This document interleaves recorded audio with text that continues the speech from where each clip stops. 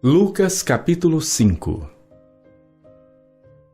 E aconteceu que, apertando a multidão para ouvir a palavra de Deus, estava ele junto ao lago de Genezaré. E viu estar 2 barcos junto à praia do lago, e os pescadores, havendo descido deles, estavam lavando as redes. E entrando num dos barcos, que era o de Simão, pediu-lhe que o afastasse um pouco da terra. E, assentando-se, ensinava do barco a multidão.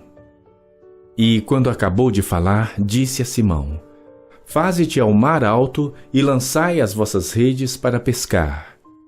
E respondendo Simão, disse-lhe: Mestre, havendo trabalhado toda a noite, nada apanhamos. Mas, sobre a tua palavra, lançarei a rede. E, fazendo assim, colheram uma grande quantidade de peixes e rompiam-se-lhes a rede. E fizeram sinal aos companheiros que estavam no outro barco para que os fossem ajudar. E foram e encheram ambos os barcos, de maneira que quase iam a pique. E, vendo isto, Simão Pedro prostrou-se aos pés de Jesus, dizendo: Senhor, ausenta-te de mim, que sou um homem pecador. Pois o espanto se apoderara dele e de todos os que com ele estavam, por causa da pesca de peixes que haviam feito. E de igual modo também de Tiago e João, filhos de Zebedeu, que eram companheiros de Simão. E disse Jesus a Simão: Não temas, de agora em diante serás pescador de homens. E, levando os barcos para a terra, deixaram tudo e o seguiram. Melhor do que desejar a você um feliz ano novo é dizer que Jesus está contigo. Não só em 2024, não só em 2025, mas até o dia que Ele quiser. E isso é magnífico. E você desejá-lo, você querer cada vez mais Deus, você buscar Deus, você se quebrantar diante de Deus, você chorar, abrir o seu coração, você sentir a presença de Deus, é algo tão forte, tão marcante, que muda e transforma totalmente a nossa história. E sabe, o que Deus deseja para você é que você experimente o melhor de Deus, você queira Deus cada vez mais na sua vida, você corra cada vez mais em direção a Deus. Eu não sei como você está passando, eu não sei de todos como foi o ano, mas de alguns eu sei que teve muitas lutas, outros dificuldades, outros uma luz de esperança em relação a algo que desejava e almejava durante muitos anos da vida. Mas eu quero te dizer, a melhor notícia, o que melhor podemos ter, é a certeza que Jesus está com você. Amém? Jesus está com você. E quando nós nos deparamos com esse texto, nós ficamos admirados. Porque nós sabemos que esse não foi o primeiro encontro de Jesus com Pedro. Nós sabemos que Jesus já tinha tido na casa de Pedro. Nós sabemos que Jesus curou a sogra de Pedro. Nós sabemos que Jesus curou muitas pessoas. E Pedro viu Jesus manifestar poder e graça de uma forma incomum. Com certeza, ouviu Jesus pregar mais de uma vez. E quando você lê esse texto, você vê que Jesus está andando na praia e uma multidão está seguindo a Jesus Cristo. Aquela multidão está seguindo Jesus Cristo e eles querem ouvir a palavra de Deus, o ensinamento de Deus. E Jesus Cristo está ali andando, a multidão apertando, e ele vê 2 barcos. E os seus pescadores estão lavando as redes. E ele entra em um barco do Pedro e pede que afaste um pouco da praia. E ele ensina a palavra de Deus àquela multidão que está desejando ouvir da verdade de Deus, desejando ouvir dos princípios de Deus, desejando experimentar da forma graciosa de Deus em usar Jesus ministrando ao seu povo. Depois dele ensinar, ele pede que Pedro vá para um lugar mais profundo e lance a rede. E Pedro, ele diz assim: olha, pescamos a noite toda, não apanhamos nada, mas sobre a tua palavra eu lançarei a rede. E ele lança a rede, e ele pega uma grande quantidade de peixe. Ele vê o poder de Deus, ele vê a necessidade do perdão de Deus, porque ele se enxerga, ele não só vê o poder de Deus, mas ele se enxerga como ele é, e ele vê o seu pecado e uma necessidade disso. Ele compreende o propósito da vida a partir de Jesus Cristo, e ele valoriza esse plano de Deus acima de qualquer coisa da vida dele. Porque parece um negócio estranho. Não sei se você, quando lê esse texto, presta atenção nisso. Eles pegam uma quantidade de peixes, enchem os 2 barcos, Jesus chama eles, e eles largam tudo e seguem Jesus e os peixes. Já fez essa pergunta? Pegou aqueles peixes, por qual motivo? Porque eles seguem a Jesus, e os peixes fazem o que com peixe? O texto ali quer dizer que há uma importância muito maior no chamado de Jesus sobre qualquer outra coisa que a pessoa pode obter na vida, sobre qualquer outra bênção que eu e você podemos alcançar pela poderosa mão de Deus. É melhor o chamado de Jesus. E isso é muito forte, irmãos, porque quando nós entendemos isso, nós nos dedicamos mais aos ministérios dos quais Deus nos chama para servir. O ministério do qual Deus, os dons dos quais Deus colocou na sua vida, de uma forma bem clara e graciosa, e te chama para que você exerça esse ministério cada vez mais, entendendo que o ministério não é Deus, mas você entende que há um plano de Deus de usá-lo como instrumento dele no seu reino. Então, eu quero ministrar ao meu e ao seu coração que Jesus está com você. E é necessário entender que Jesus está com você quando você entende a premissa que Jesus nos vê. Quando você lê o verso 1 e o 2, em especial o 2, diz assim: viu 2 barcos junto à praia do lago, mas os pescadores, havendo desembarcado, lavavam as redes. Jesus, em meio a uma multidão tão grande, o apertando, querendo receber uma palavra, querendo receber possivelmente um consolo, ou fazer algum pedido a ele de cura de alguém, de um ente querido, ou pedir mesmo uma oração: ore por mim, eu quero ser curado, eu quero ser sarado. Jesus, em meio a uma multidão, ele vê 2 barcos. Ele vê que os barcos não estão mais com pessoas, mas os seus pescadores estão lavando as redes, que há uma prática muito comum. Após a pesca, se lava a rede, para que a rede não venha apodrecer, não venha ficar com algo do fruto, algo do mar prendendo, rasgando. Então, é uma prática muito comum. Jesus não viu que eles não tinham peixe. Jesus não viu que eles não tinham pescado nada. Jesus viu que uma prática tão comum de alguém que vai pescar e no final da pesca está lavando as suas redes.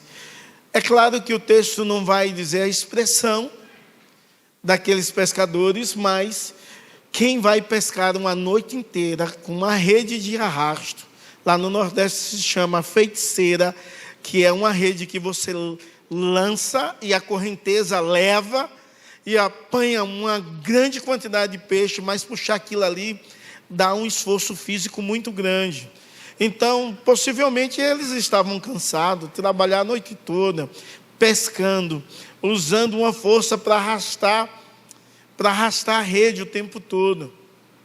Mas eles estão ali lavando as redes, e Jesus vê. Você já parou para imaginar como Jesus vê você? como Jesus enxerga você. Como Ele, em meio a uma multidão tão gigantesca, que ora e chama por Ele, uma multidão que o segue e vive para a glória dEle, como Ele te vê em meio a toda essa multidão. Não sei se você já assistiu um filme chamado Todo-Poderoso. O Todo-Poderoso, ele quer ser Deus por alguns momentos, e quando ele vai dormir, é tanta gente orando, e ele fica quase enlouquecendo de tantas vozes de pessoas orando. Já imaginou como Deus te vê? Ali é uma ideia de dizer assim: olha, Deus ouve a todos, mas o Tim Keller não consegue se concentrar como Deus se concentra. Tim Keller? Não. Jim Keller, obrigado. Tim Keller é pregador que morreu, bênção. O outro eu acho que ele é cristão também. Para mim eu vi é cristão, né? Um testemunho dele falando a respeito de Jesus Cristo. Então, Deus nos vê com amor incondicional. Deus nos vê dizendo assim: eu te amo apesar de tudo. Deus nos vê com a ideia de aceitação e perdão. Mesmo eu fazendo o que eu faço, Deus me aceita. Deus me vê os mais profundos desejos, os mais profundos anseios. Mas mesmo assim, Deus se interessa por mim e por você. Ele nos vê assim.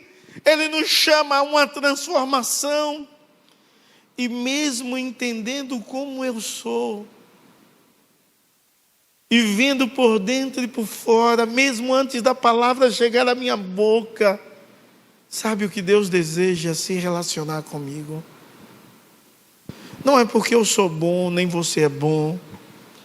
Não é por causa nada disso. Ele deseja se relacionar com você por Ele te conhecer e querer te transformar a semelhança dEle, para que você possa experimentar a imagem dEle. E o fato de sermos em Margodei deveria alegrar os nossos corações, entendendo que o nosso Deus, sabendo quem somos e enxergando tudo que fazemos, ou pensamos, ou sentimos e desejamos, Ele nos ama mesmo assim.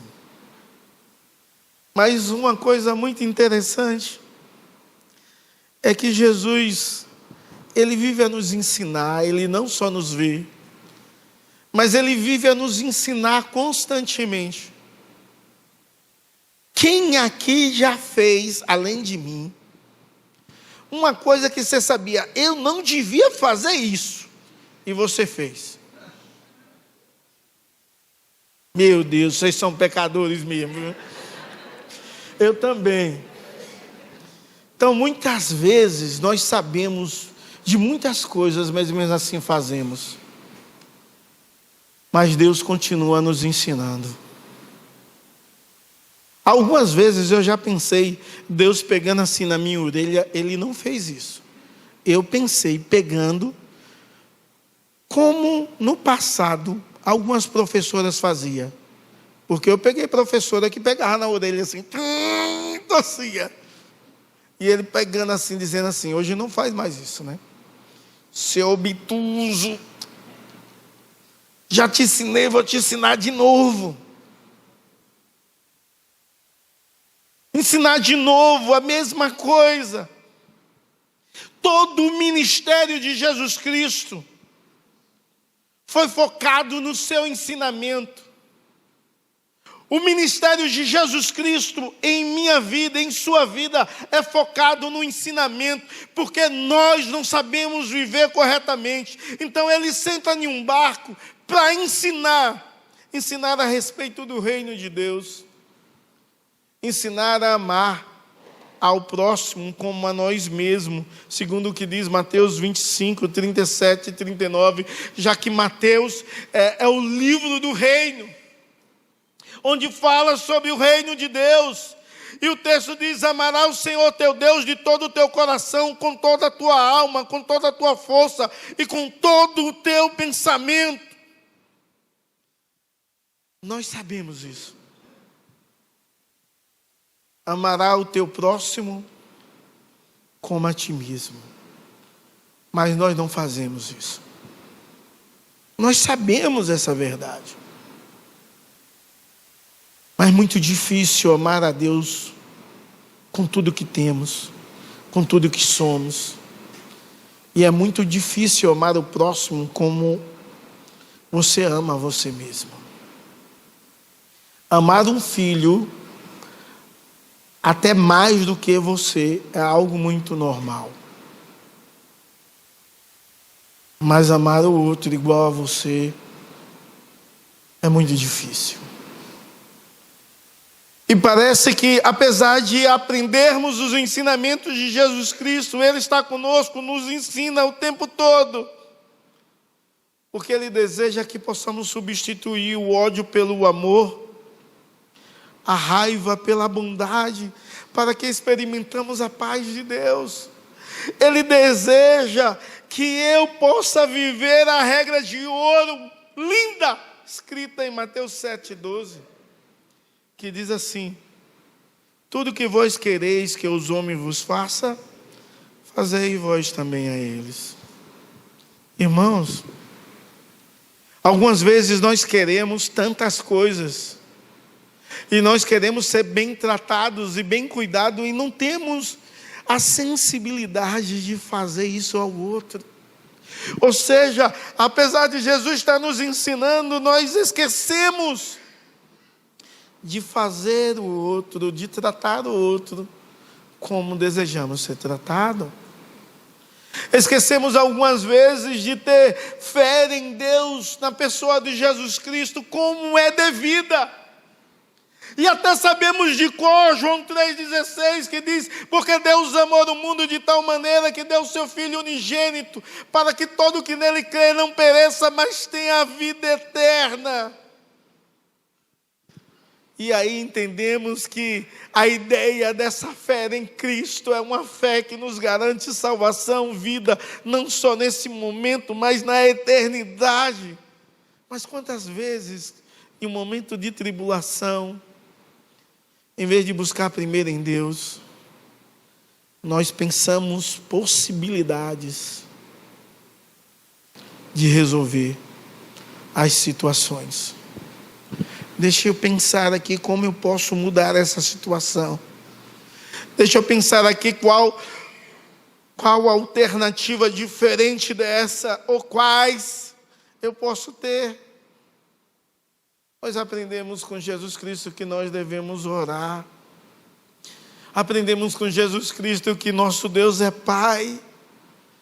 Aprendemos com Jesus Cristo que precisamos expressar gratidão, pedidos, mas precisamos conversar com Deus e ter uma comunicação com Ele, uma comunicação sincera, aberta.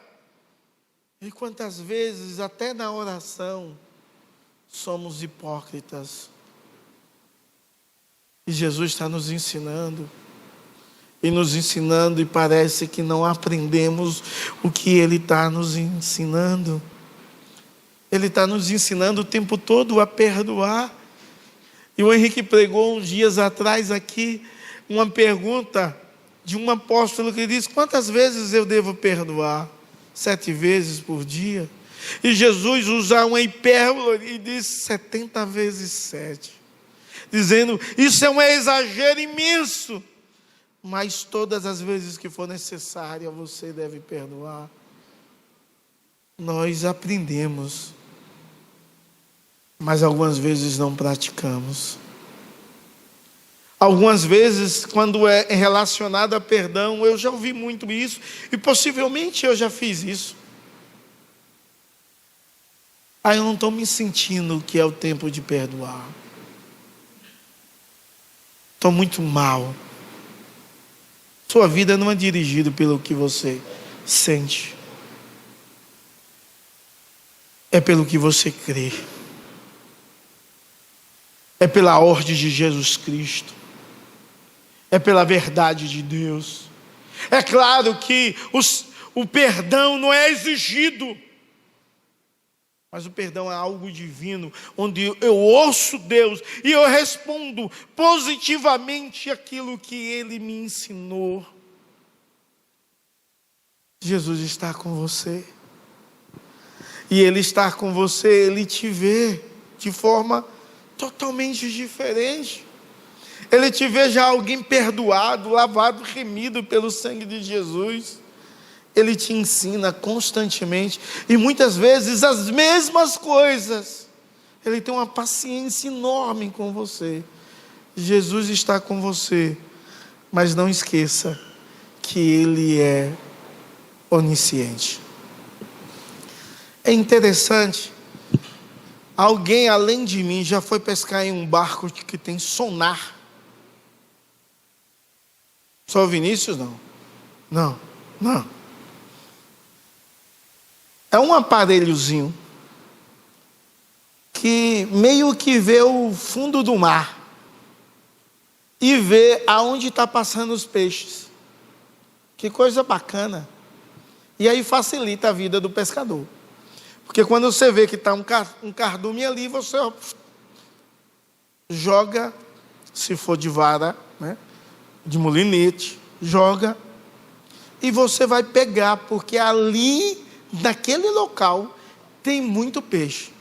Você só não pega quem pesca com sonar assim, se você for um pescador ruim, ou se no dia tiver muito peixe, mas tiver também cardume de golfinho. Aí ninguém pega nada, porque os golfinhos comem todas as iscas. Mas você tem uma visão linda dos golfinhos pulando sobre o barco, uma coisa bacana de se ver. Jesus é onisciente. Pedro diz assim: pescamos a noite toda. Pescamos a noite toda, nada apanhamos. Mas sobre a tua palavra eu lançarei a rede. Quem aqui já foi pescar então com um pescador que sabia os lugares bons de pesca? Além de mim, olha lá, já foram alguns aí. Os caras sabem o local onde tem peixe. Pelo menos 3 levantaram as mãos. Então você vai ali, o pescador é experiente, encontra o peixe.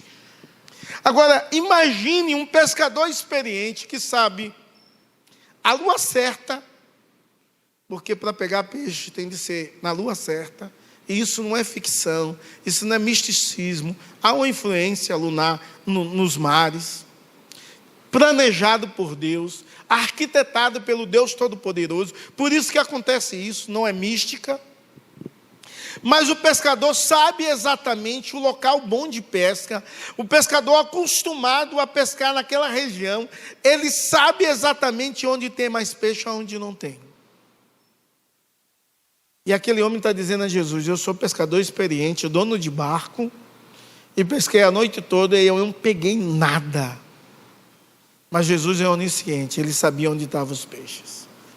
Ou ele ordenava aos peixes ir aonde ele estava. Não importa, mas você precisa compreender que Jesus está com você e Ele é onisciente. Ele sabe todas as coisas. Ele sabe o tempo certo para trazer a cura para a sua vida. Ele sabe o tempo certo para trazer conversões aos seus.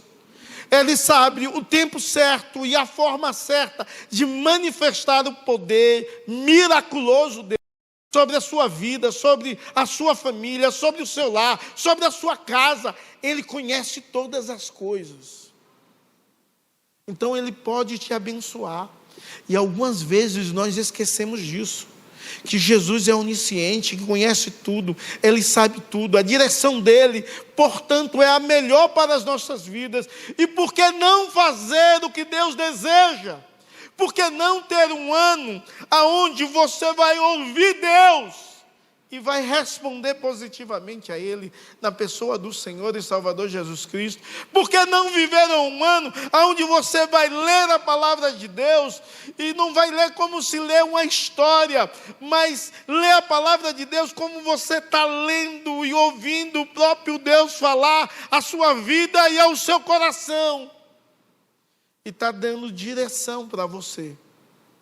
Se essa palavra se renova, eu preciso de direção. O Deus onisciente, que conhece a minha vida, Ele deseja dirigir a minha história.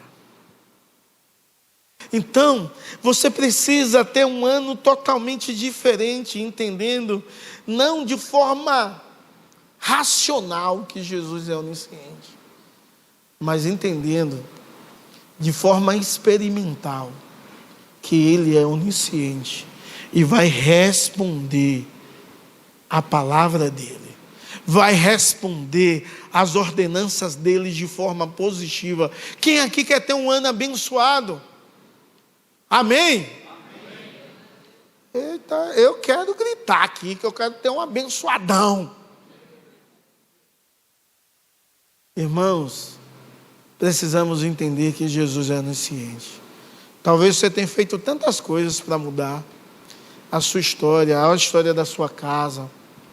Pare para ouvir Deus, porque a direção dEle é a melhor para a sua vida. Você precisa entender que Ele conhece todas as coisas. Não há ninguém no mundo que conhece como Deus.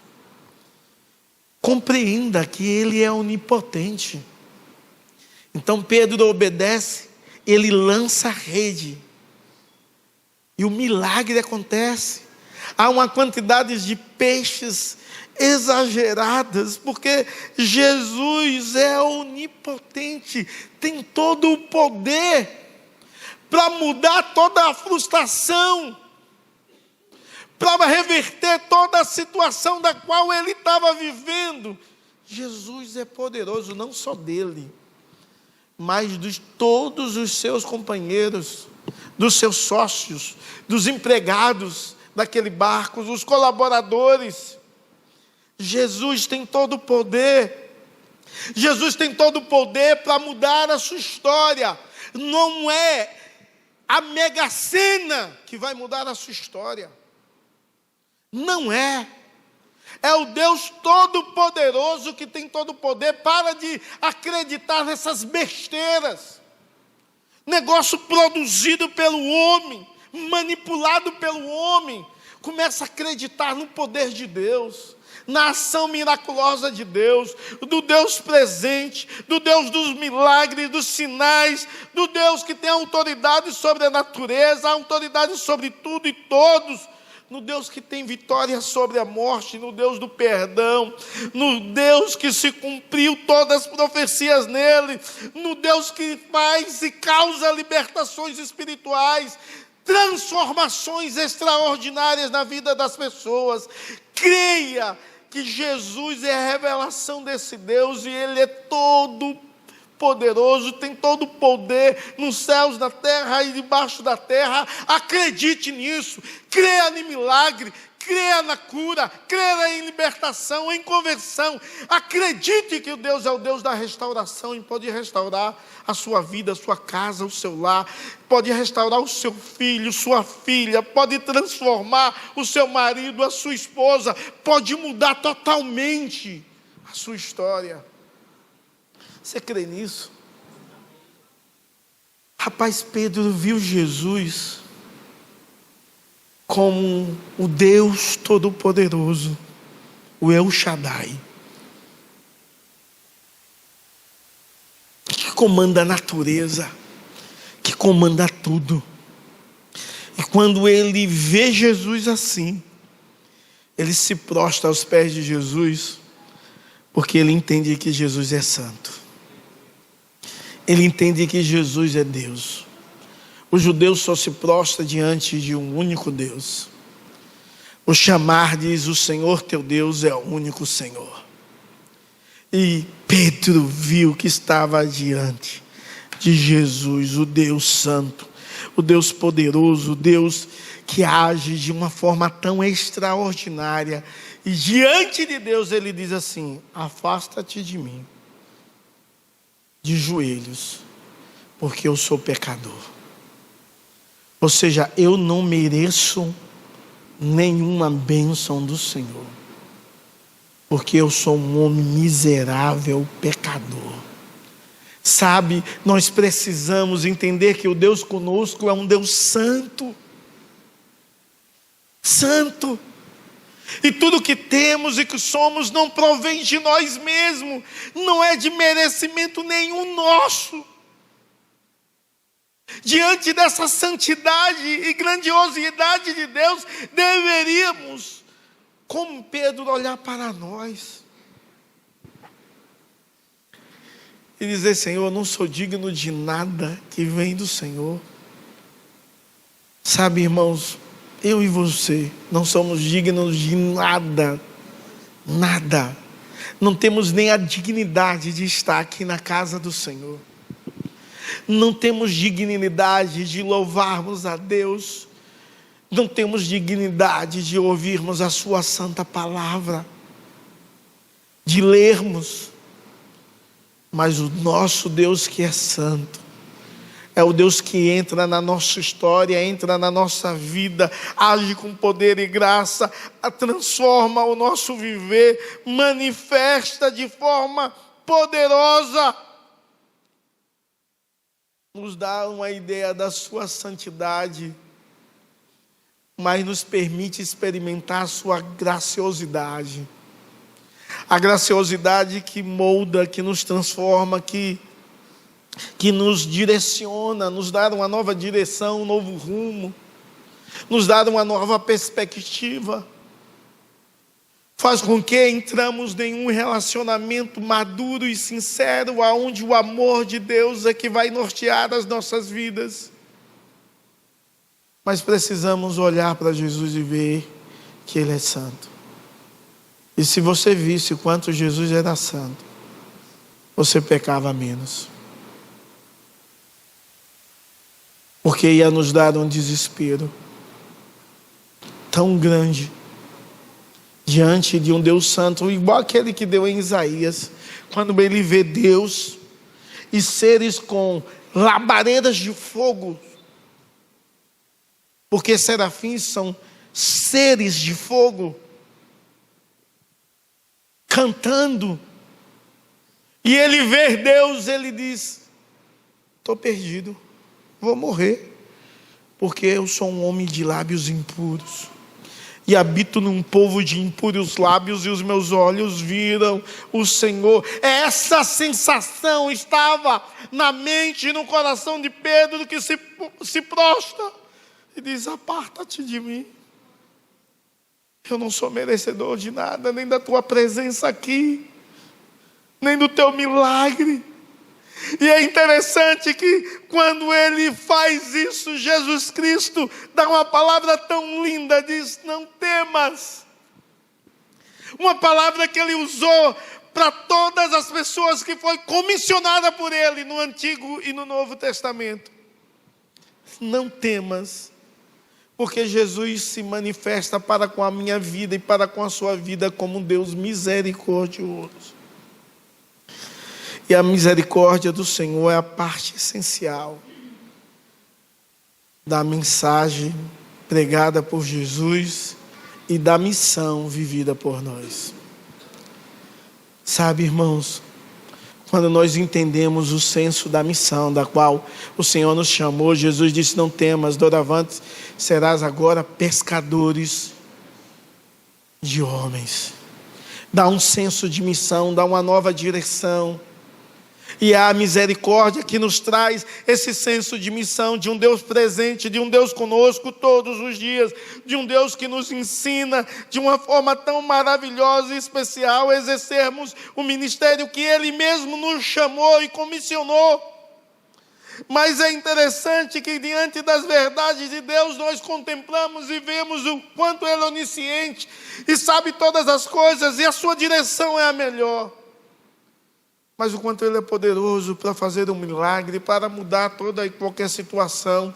Quanto Ele é santo, diante da sua santidade, eu preciso ver o quanto eu sou pecador, mas Ele é um Deus misericordioso, e a sua misericórdia vai muito além do perdão. A sua misericórdia inclui compaixão, a sua misericórdia inclui uma bem-aventurança espiritual, uma alegria espiritual eterna e extraordinária.